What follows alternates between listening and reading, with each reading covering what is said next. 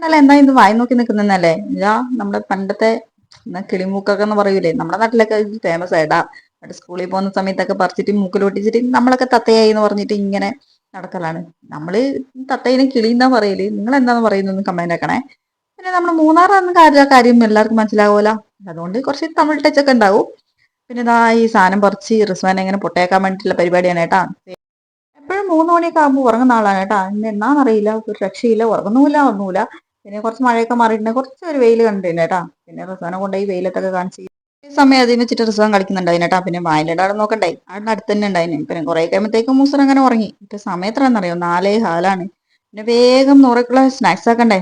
നമ്മളിന്ന് അടയാക്കാന്ന് വിചാരിച്ചിട്ടാ പോയേ. പുറത്ത് പോയി നോക്കുമ്പോഴത്തേക്കും പിന്നെ ഒരു തേങ്ങ കിടന്നു കേട്ടാ. ഇത് തേങ്ങ ഉണ്ടോ ഇല്ലെന്നറിയില്ല. അതിൽ ഓനെ വെട്ടി നോക്കിയിട്ട് തന്നെ വേറെ പണിന്ന് വെച്ച് തലങ്ങും വിലങ്ങും വെട്ടീനേട്ടാ. പക്ഷെ വെട്ടിയതിന് മുതലുണ്ട്, ആ ഉണ്ട് തേങ്ങ.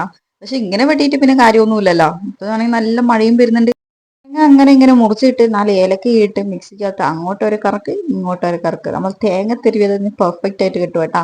മടിയുള്ള സമയത്തൊക്കെ ഞാൻ ഇടക്കൊക്കെ ഇങ്ങനത്തെ പണി എടുക്കലുണ്ട്. നമ്മൾ തിരിയുന്ന കാട്ടിലും കുറച്ച് ചെറുതായി പോകുന്നേ ഉള്ളൂ. പക്ഷെ സാരമില്ല, നമ്മൾ അടക്കാത്തല്ലേ വെക്കുന്നത്. ശർക്കര ഇല്ലാത്തതുകൊണ്ട് പഞ്ചസാര വെച്ചിട്ട് അഡ്ജസ്റ്റ് ചെയ്തേട്ടാ.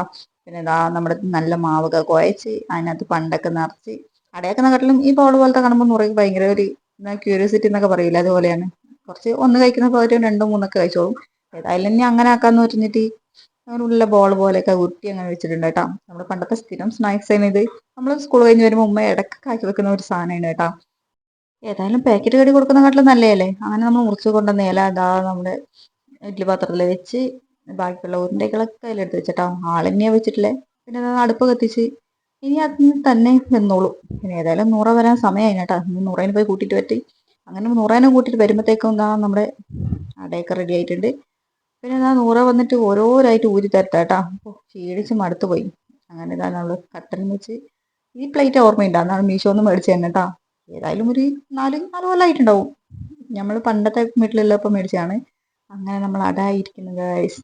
അതിൽ അടുപ്പത്ത് നിന്ന് ഇപ്പം ഇറക്കിയതാണ്, നല്ല ചൂടുണ്ട്. പിന്നെ ഒന്നും നോക്കിയിട്ടില്ല, ചെറിയ സ്പൂണും കൊണ്ടിട്ട് പീസ് പീസ് ആക്കിയിട്ട് ഇടലാണ്.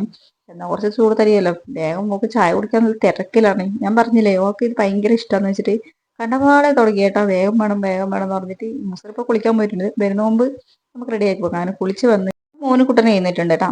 മൂന്നാളും കൂടി ചായയൊക്കെ കുടിച്ച് ഇങ്ങനെ സെറ്റ് ആയിരിക്കലാണ്. ഇന്നത്തെ വീഡിയോ ഇതൊക്കെയാണ്. എല്ലാവർക്കും ഇഷ്ടമായ